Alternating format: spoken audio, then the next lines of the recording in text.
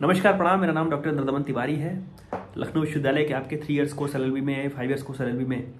जो आपके semester exams हैं उसको लेकर के हम लोग लगातार बात करते आए हैं और आपके जो इंपॉर्टेंट टॉपिक्स हैं आपके पेपर के लिहाज से उनको लेकर के हम लोग लगातार बात करते आए हैं कि कौन से विषय आपके लिए ज़रूरी है, कौन से टॉपिक आपके लिए ज़रूरी हैं विषयों के अनुसार। तो उसी क्रम में हम लोग आज बात करेंगे LLB integrated 5 year degree course में जो आपके 9th सेमेस्टर का दूसरा पेपर है ह्यूमन राइट्स लॉ का, उसके विषय में बात करेंगे। और वो बात करने के पहले हम लोग एक बार सिलेबस की ओर देख लेते हैं। तो जो आपकी 4 यूनिट हैं आपकी जो सिलेबस है उसमें पहली यूनिट आपकी ह्यूमन राइट की है, जिसमें आपको ह्यूमन राइट की जो मीनिंग है, क्या अर्थ है मानवाधिकार का और इवोल्यूशन कैसे हुआ, ह्यूमन राइट का, मानवाधिकार का इवोल्यूशन कैसे हुआ। कई बार हम लोग बात करते समय legal right, human right, fundamental right, constitutional rights, उसको घालमेल कर देते हैं, मिला देते हैं, मिक्स कर देते हैं। तो हम लोग को समझने की आवश्यकता है कि ह्यूमन राइट्स का इवोल्यूशन क्या है, ह्यूमन राइट्स का मतलब क्या है, और ह्यूमन राइट्स में कहें, लीगल राइट्स में और जो नेचुरल राइट्स है, फंडामेंटल राइट्स में अंतर, ह्यूमन राइट्स का क्लासिफिकेशन, सोशल राइट्स हैं, कल्चरल राइट्स हैं, एजुकेशनल राइट्स हैं। हमारे कॉन्स्टिट्यूशन में आप उसकी छाप एक पाते होंगे कि हमारा कॉन्स्टिट्यूशन जो फंडामेंटल राइट्स प्रोवाइड कर रहा है या directive principle of state policy के माध्यम से जो स्टेट के ऊपर एक डायरेक्शन दिया गया है हमारे कॉन्स्टिट्यूशन मेकर्स के द्वारा, तो उन डायरेक्शन में आप एक छाप पाते होंगे जिसमें social rights, educational rights, cultural rights provide करा देने की या भविष्य में कराते रहने की बात है कि जब भी आप कानून बनाइए तो एक बार इस पर निगाह डालिए। ह्यूमन राइट्स का और लीग ऑफ नेशन का क्या लेना देना आपस का है। पहली वर्ल्ड वॉर के बाद लीग ऑफ नेशंस बना। पहली वर्ल्ड वॉर के बाद बृहद स्तर पर महसूस किया गया कि ह्यूमन राइट्स की चर्चा बृहद स्तर पर शुरू हुई। सेकेंड वर्ल्ड वॉर के बाद यूनाइटेड नेशन की स्थापना हुई। तब तक वो चीज़ें और बदल चुकी थी, कहीं और विकसित हो चुकी थी, मानसिक रूप से तो विकसित हो ही चुकी थी। जिस समय universal declaration of human rights की आवश्यकता पड़ी वो आगे आपके सिलेबस में है। और ह्यूमन राइट्स की इंपॉर्टेंस को लेकर के कि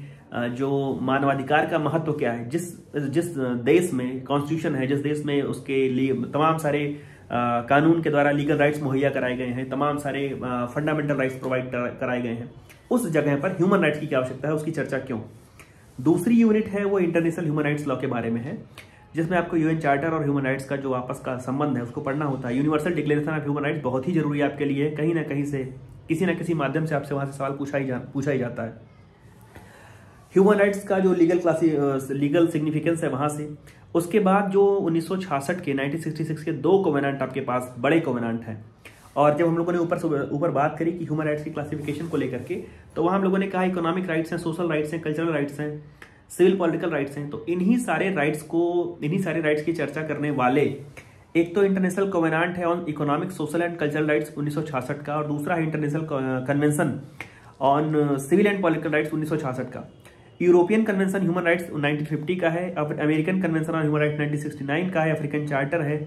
और वियना कॉन्फ्रेंस जो हुई थी ह्यूमन राइट्स पर उसका आपके पेपर में उल्लेख है, सिलेबस में उल्लेख है।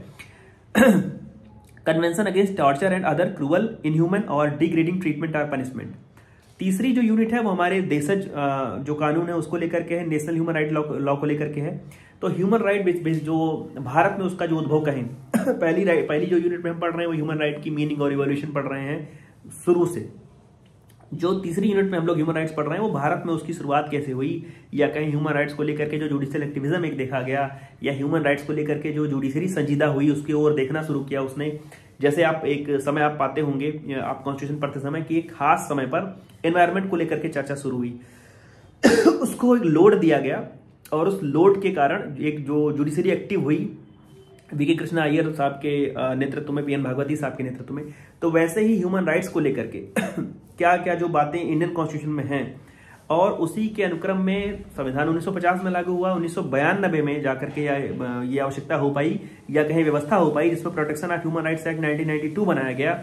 और उसके माध्यम से जो जुडिशियल एक्टिविज्म और ह्यूमन राइट्स के प्रोटेक्शन की भारत में व्यवस्था हुई, चाहे वो एनजीओज के माध्यम से है या अन्य साधनों के माध्यम से है, जिसके अंतर्गत नेशनल ह्यूमन राइट कमीशन की स्थापना हुई, स्टेट ह्यूमन राइट कमीशन की स्थापना हुई। हर प्रदेश में अपना स्टेट ह्यूमन राइट कमीशन है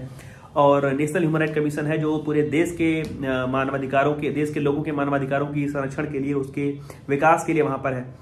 और यहीं पर आपको कई सारे अलग अलग कमीशन मिलते हैं, चाहे वो माइनॉरिटीज कमीशन हो, चाहे वो सफाई कर्मचारियों का कमीशन हो, चाहे वो महिलाओं का आयोग हो, नेशनल कमीशन फॉर वीमेन, चाहे वो पिछड़ा वर्ग का आयोग हो, national commission for backward classes and national commission for SC and ST, schedule caste and schedule tribe. तो यहाँ पे तीसरी यूनिट में थोड़ा सा आपके पास जो कहें मटेरियल कंटेंट ज्यादा है, चौथी यूनिट में स्पेसिफिक ह्यूमन राइट्स है, जो कुछ लोगों के विषय में है, चाहे वो प्रिजनर है, वीमेन या चिल्ड्रन, अगर महिलाएं बंदी हैं, अगर बच्चा बंदी है तो उसके साथ किस प्रकार का व्यवहार करना चाहिए उसके साथ, और जो अन्य लोग हैं उनके साथ व्यवहार में कहें तो क्या अंतर रहेगा। इंडिजिनस पीपल के विषय में है, डिसेबल्ड के विषय में है, दिव्यांगों के विषय में है, सीनियर सिटीजन वृद्धों के विषय में है, रिफ्यूजी शरणार्थियों के विषय में है कि किस प्रकार से इन लोगों के ऊपर विशेष ध्यान देने की आवश्यकता है, किस प्रकार से इन लोगों के ऊपर विशेष कहें तो अनुकंपा नहीं, लेकिन इनके ऊपर जो विशेष कहें कि देखरेख करने की आवश्यकता है इनके मानवाधिकारों की। क्योंकि किसी ना किसी तरीके से जिन लोगों की हम लोगों ने बात करी वो कहीं ना कहीं से ऐसा माना जाता है कि कोमल हैं, कमजोर नहीं, कोमल हैं, या कहें कि उनके संरक्षण की विशेष आवश्यकता पड़ती है। सवालों की क्रम पर हम लोग बात कर लें जो आपके लिए जरूरी सवाल है। तो पहली यूनिट से एक सवाल आप निबंधात्मक तैयार करके जाइएगा, जिसमें आप ह्यूमन राइट का मीनिंग पढ़ करके जाइए, ह्यूमन राइट की क्लासिफिकेशन पढ़ करके जाइए, उसके इवोल्यूशन को पढ़ करके जाइए कि मानवाधिकारों का मतलब आप क्या समझते हैं, वर्तमान में मानवाधिकारों की प्रासंगिकता क्या है, वर्तमान में मीन्स प्रेजेंट, जो प्रेजेंट टाइम है इसमें उसकी रेलिवेंसी क्या है, ह्यूमन राइट की चर्चा करना कितना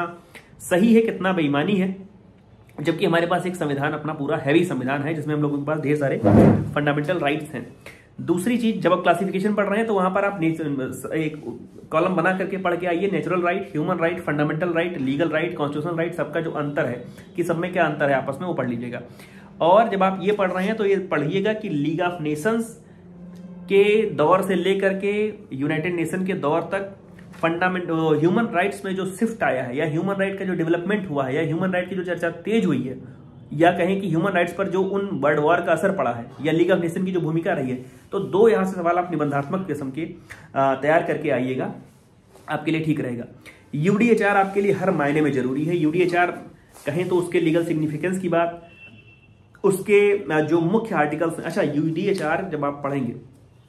यूडीएचआर 1948 का जब पढ़ेंगे और जब कॉन्स्टिट्यूशन आप देखते हैं तो आप ये पाते हैं कि कई सारे उनके आर्टिकल, हमारे जो आर्टिकल हैं वो कई सारे मेल खाते हैं, या कहें तो एक जैसे हैं। तो universal declaration of human rights का भारतीय संविधान पर क्या असर, क्या प्रभाव है, ये अगर आप यूडीएचआर की इंडेक्स उठा करके देखेंगे, उसका प्रियम्बल, वो आगे का जो पेज है वो उठा करके देखेंगे तो आप पाएंगे कि बहुत सारे अधिकार हैं वो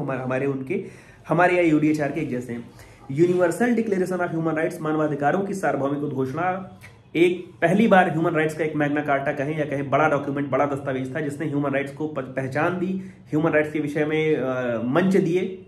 जिस पर ह्यूमन राइट्स की चर्चा बाद में कालांतर में तेज होती रही। तो ह्यूमन राइट्स के विषय में जो यूडीएचआर का रोल है, उसके लीगल सिग्निफिकेंस है, वो आप कायदे से पढ़ लीजिएगा। आप international covenant on economic social cultural rights 1966 देख लीजिएगा। और जब आप क्लासिफिकेशन ऊपर पढ़ रहे हैं तो क्लासिफिकेशन हमने पहले भी बात करी है कि social, cultural, economic, civil, political, इस प्रकार से इसको अलग अलग इसका बंटवारा भी हो सकता है। ह्यूमन राइट्स का मुख्यतः ह्यूमन राइट्स का जो बंटवारा है वो इन आधारों पर हो सकता है। तो आपके लिए international covenant on economic, social, cultural rights बहुत ही जरूरी है, उसको आप देख लीजिएगा। उसके बाद जो Vienna convention on human rights, convention against torture and other cruel, inhuman, degrading treatment और पनिशमेंट है, वो देख लीजिएगा। कई बार आप जब इंटरनेशनल लॉ में पढ़ते थे तो इंटरनेशनल लॉ में पढ़ने के दौरान आपने देखा होगा कि जहां पे जो लॉ ऑफ वॉर जब आपने पढ़ा होगा तो वहां पर आपने देखा होगा कि जो अगर दो युद्धरत राज्य हैं, बेलिजरेंट स्टेट हैं, तो उनमें जो युद्ध है वो आपस के सैनिकों का है, वो आपस के देश के सैनिकों का है, वो वहां के सिविलियंस का नहीं है कि आप सिविलियंस को पकड़ करके। कई सारे ऐसे हमारे पास घटनाक्रम है जब सीज फायर का वॉल्यूशन करते हुए हमारे पड़ोसी देश ने हमारे लोगों को, हमारे सिविलियंस को परेशान किया, गला काटने जैसा। तो आप एक बार ये देखिएगा कि अगर जो Vienna conference on human right है, convention against torture and other cruel, inhuman and degrading treatment और पनिशमेंट है, तो आप डिग्रेडिंग ट्रीटमेंट नहीं कर सकते उनके साथ, उनको किसी प्रकार की पनिशमेंट नहीं दे सकते कि जिससे आपके लिए वो किसी भी देश के लिए जो भी युद्ध में पकड़े गए लोग हैं उनके साथ क्या व्यवहार करना चाहिए और कौन सा व्यवहार इनह्यूमन माना जाएगा या क्रूअल माना जाएगा या डिग्रेडिंग ट्रीटमेंट माना जाएगा, वो समझ लीजिएगा कायदे से। आगे बढ़े हम लोग। ह्यूमन राइट्स इन इंडिया आपके लिए बहुत जरूरी है। मैं तो कहूंगा यहां से कम 2 सवाल आप करिएगा, अगर आए तो दोनों करिएगा। सवाल पहले तो आपको एक देखना है कि ह्यूमन राइट्स और कॉन्स्टिट्यूशन ऑफ इंडिया का डायरेक्ट लिंक क्या है। भारतीय संविधान में आपको किन आर्टिकल्स में, भारतीय संविधान में आपको किस चैप्टर में ह्यूमन राइट्स की छाप मिलती है, भारतीय संविधान में कौन सा ऐसा आर्टिकल है, कौन से ऐसे आर्टिकल्स हैं या कौन सा ऐसा चैप्टर है जो डायरेक्टली ह्यूमन राइट्स की बात कर रहा है, जो डायरेक्टली ह्यूमन राइट की वकालत कर रहा है। और वो सारे केस लॉज पढ़ करके जाइएगा, ढेर सारे केस लॉज पढ़ के जाइएगा, वो ढेर सारी पब्लिक इंटरेस्ट लिटिगेशंस हैं उनको समझिएगा, जिनके माध्यम से तमाम सारे अलग अलग मामलों में ह्यूमन राइट्स का प्रोवाइड किया जाना सुनिश्चित किया गया है। और हमारे पास भी ऐसे केस हैं, हमारे पास भी हुसैन आरा खातून का केस है, हमारे पास भी उन्नी कृष्ण का केस है, हमारे पास भी बत्रा का केस है। तो वो आप उसको देखिएगा और ये समझिएगा कि भारतीय संविधान के आर्टिकल्स के माध्यम से और ह्यूमन राइट्स को लेकर के इंडियन जुडिशियल सिस्टम के अंदर आए जुडिशियल एक्टिविज्म के कारण हम लोगों को किस प्रकार से ह्यूमन राइट्स से वाकिफ होने का मौका मिला है, हम लोग को ह्यूमन राइट्स को समझने का मौका मिला है। तो एक सवाल आपको ह्यूमन राइट्स, इंडियन कॉन्स्टिट्यूशन, ये सारी चीजें जुडिशियल एक्टिविज्म वाली बात आपको समझनी है। दूसरा सवाल आपके लिए यहां से जो जरूरी है, एक तो आप ह्यूमन राइट कमीशन के विषय में समझ लीजिएगा। State human right commission, national human right commission, दोनों के पावर्स लगभग एक जैसे हैं। उनका ह्यूमन राइट कमीशन जो स्टेट का है, उसका जो दायरा है, वो उसका जुरिस्डिक्शन है, वो उसके स्टेट लेवल का, स्टेट स्तर का है। जो नेशनल ह्यूमन राइट कमीशन है, वो जाहिर सी बात है, वो देश के लिए इकलौता एकमात्र संस्थान है जो ह्यूमन राइट्स की प्रोवाइड करने की व्यवस्था करता है। अच्छा, चूंकि आप 9वें सेमेस्टर में हैं तो बहुत सारे लोग ऐसे होंगे जिन्होंने अपने शुरुआती दिनों में ह्यूमन राइट्स कमीशन में इंटर्नशिप की होगी या ह्यूमन राइट कमीशन के विषय में कभी चक्कर लगाया होगा, कभी आए गए हों। तो या कुछ लोग जो अपने किसी प्रैक्टिस में होंगे, प्रैक्टिस मीन्स अपने जूनियरशिप कहीं पर होंगे वहां पे, तो वहाँ बहुत सारे उनके सीनियर जो नेशनल ह्यूमन राइट कमीशन को लिखते रहते हैं, तमाम सारे एडवोकेट्स के ऊपर भी कुछ ऐसे मसले होते हैं, परेशान होते हैं, तो वो लोग भी ह्यूमन राइट कमीशन में अपनी दरख्वास्त देते हैं। खैर, अगर आप वहां से परिचित हैं तो आपके लिए थोड़ा सा बेहतर होगा। ह्यूमन राइट कमीशन की जो प्रक्रिया है, अगर आपने देखी होगी कैसे काम करते हैं, कैसे संज्ञान लेते हैं चीजों का, तो ह्यूमन राइट कमीशन आपके लिए बहुत जरूरी है, वहां से पढ़ करके जाइएगा। उसके बाद जो सफाई कर्मचारी नेशनल कमीशन फॉर सफाई कर्मचारी है, और जो क्लासेज के आधार पर है, means backward classes, schedule caste, schedule tribal लोगों के लिए जो है, उसमें आपको मुख्यतः ये समझना है कि ह्यूमन राइट की जब हम लोग बात कर रहे हैं तो ह्यूमन राइट्स की बात करते करते आखिर सफाई कर्मचारी एसोसिएशन, सफाई कर्मचारियों के संगठन की या बैकवर्ड क्लासेस के लिए अगर कोई कमीशन बनाया गया, आयोग बनाया गया, तो उसकी आवश्यकता क्यों है? आपको समझना पड़ेगा कि कौन सी एट्रोसिटीज हैं, कौन से ऐसे प्रताड़ना है जो इन वर्गों ने झेली है या इन वर्गों के ऊपर हो रही है, जिस कारण इनके ऊपर विशेष ध्यान देने की आवश्यकता समझी गई और कमीशन बनाए गए। क्योंकि आप सब हर क्लास के लिए कमीशन नहीं पाएंगे। आप कहीं नेशनल कमीशन फॉर दरोगा, national commission for superintendent of police, national commission for district magistrate नहीं पाते हैं, नेशनल कमीशन फॉर जुडिशियल अधिकारियों के लिए नहीं पाते हैं। लेकिन आप अगर इन वर्गों के लिए पा रहे हैं तो जाहिर सी बात है कहीं ना कहीं पर इनका मानवाधिकार, इनके मानवाधिकारों के हनन का जो केसेज हैं वो ज्यादा है, या उनकी जो कहें तो प्रकृति है वो ज्यादा है। तो आप उन कमीशन को समझ लीजिएगा। अगली चीज, स्पेसिफिक ह्यूमन राइट्स की अगर हम बात करें तो वहां से आपके लिए प्रिजनर्स के विषय में हम लोगों ने ऊपर भी बात करी, एक बड़ा कन्वेंशन हम लोगों के पास है, तो वहां से चीजें आपके लिए ग्रिप में होंगी, तो यहाँ दोबारा से पढ़ने की उसको आवश्यकता नहीं है। लेकिन आप प्रयास करिएगा कि सीनियर सिटीजन हुए, रिफ्यूजी हुए, डिसेबल्ड हुए, इन लोगों के लिए कौन से विशेष एक्ट हैं। जब अभी जुडिशरी का जब यूपीपीसीएससी का आप नया सिलेबस देखते हैं, पिछले बार उस पर पेपर हो भी चुका है, तो वहां पर आप देखते हैं एक खास एक्ट, उसको ढूंढिएगा, एक खास एक्ट डिसेबल्ड के लिए, एक खास एक्ट जो है वो सीनियर सिटीजन के देखभाल के लिए, देखरेख के लिए, फिजिकली जो डिसेबल्ड है उनके लिए आपके सिलेबस में डाला भी गया है।